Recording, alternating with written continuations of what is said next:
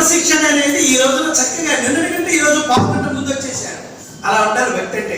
వారి జననం కూడా జరగబోతున్న తల్లులారా ఈ రోజున చాలా మంది దంపతులుగా వచ్చారు. ఈ రోజున వాసవి అమ్మవారి చరిత్రలో అనేకమైనటువంటి విశేషాలు మనం తెలుసుకోవాలి. పుత్రకామేష్టి అనేటువంటి యజ్ఞాన్ని ప్రారంభించడానికి సిద్ధమవుతున్నారు. ఎవరు? కుసుమ శ్రేష్ఠి కుసుమాంబ దంపతులు.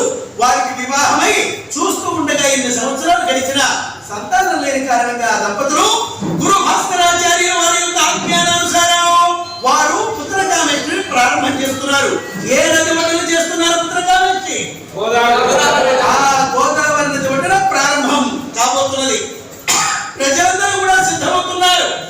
ఆ మంచి రోజు వస్తే మట్టి పట్టినా బంగారం అవుతుంది, చెడ్డ రోజులు వచ్చినప్పుడు బంగారం పట్టినా మట్టి అవుతుంది. కుసుమ శ్రీష్ఠి గారితో గురువు గారు ఇదే అంటున్నారు.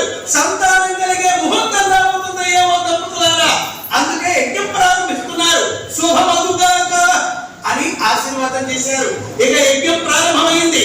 ఈ యజ్ఞానికి భార్యయుంతారు భైరవై బంధుమిత్రుల కూడి భాస్కరాచార్య శిష్య గణంపు జయ్యన వెంబడి వచ్చుతుండగా ముందుగా వేరే మృదంగాది వాయిద్యాలు వెళుతున్నాయి.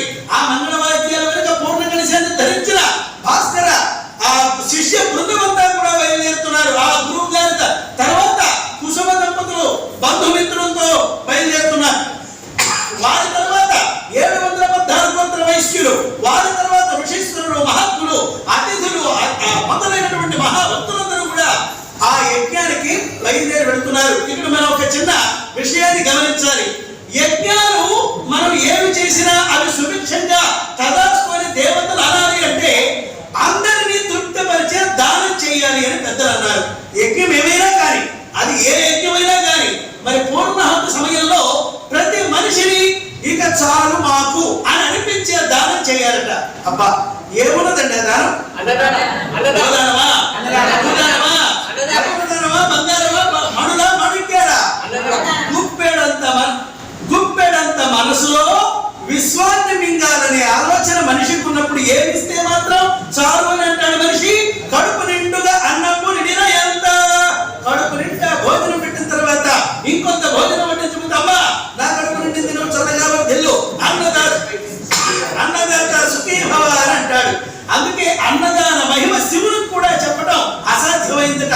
అంతటి మహత్తరమైనటువంటిది అన్నదాన మహిమ. అందుకే మన వైశ్యులు మన భారతదేశంలో 175కు పైగా నిత్యాన్నదాన సత్రాలు యాత్రా క్షేత్రాల్లో నిర్మాణం చేసి నిరంతర అన్నదానం చేస్తూ వచ్చారు. మన ఆర్యవైశ్య బంధువులు చిన్న యాత్రకు పోండి, పెద్ద యాత్రకు పోండి, ఎక్కడైనా సరే ఆర్యవైశ్య నిత్యాన్నదాన సత్రం చక్కగా మనకు కనిపిస్తుంది.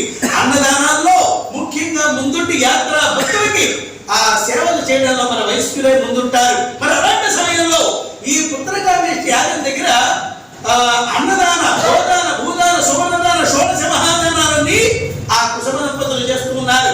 మరి మండలం రోజుల పాటు యజ్ఞం ప్రారంభం కావాలి. మండలం అంటే ఎన్ని రోజులు? 41 రోజులేమో యజ్ఞం. మరి ఆ తర్వాత పూర్ణాహుతని, ఆ తర్వాత ఉద్వాసనని, అది ఇది కలిపి మొత్తం 44 రోజులు ఉంటుందట. మండలం అంటే సరే 41 మనం దీక్షలు చేస్తాం కాబట్టి అలాగే అనుకుందాం. మరి ఈ మండలం రోజులు అతిరాత్రం అంటారు. అతిరాత్రం అంటే ఏదో ఉదయం యజ్ఞం మొదలుపెట్టి సాయంత్రానికి గురించి మళ్ళీ ఉదయం మొదలుపెట్టడం కాదు. అహోరాత్రిస్య వెలుగుతూనే ఉండాలి ఆ యజ్ఞం. మరి అంత పెద్ద యజ్ఞం చేయాలి. చేస్తున్నారు కుసుమ దంపతులు. గోదానమును గాని, భూదానమును గాని, అన్నదానము సాటి ఎవరి లేదు. ఒకసారి సత్యసాయి బాబా వారిని ఫారినర్స్ అడిగారు, ఏం బాబా వారు మీ భారతదేశంలో ఆ పూజలు చేయండి ఈ పుణ్యం వస్తుంది, ఈ దానాలు చేయండి ఆ పుణ్యం వస్తుంది అని అంటూ ఉంటారు కదా, ఆ పుణ్యం మా కంటికి కనిపిస్తుందా అని అడిగారు. ఎందుకంటే వాళ్ళ ప్రూఫ్ లేకపోతే వాళ్ళు నమ్మరండి. వెంటనే బాబా వారు ఉన్నారు, మహాభక్తులారా వినండి, మనం ఇండియా నుంచి అమెరికా కానీ, చైనా కానీ, ఇంగ్లాండ్, టిబెట్ మొదలైన ఇతర దేశాలకి వెళ్ళాలనుకోండి, ఆ ఇండియన్ కరెన్సీ అనే ధనం ఆయా దేశాల్లో ఖర్చు కాదు. దాన్ని ఏం చేయాలి?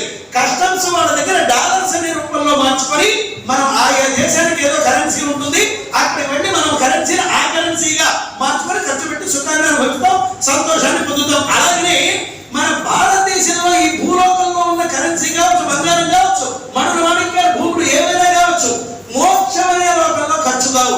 దాన్ని ఏం చేయాలి? ఇక్కడ దాన ధర్మాలు అనేటువంటి వాటిల్లో మనం దాన ధర్మాలు చేసి పుణ్యం అనే డాలర్స్ గా మార్చుకొని మోక్షం అనే లోకంలో అప్పుడు ఖర్చు పెట్టాలి ఆయన. అప్పుడు తెలుస్తుంది మనకి పుణ్యం యొక్క మహిమ.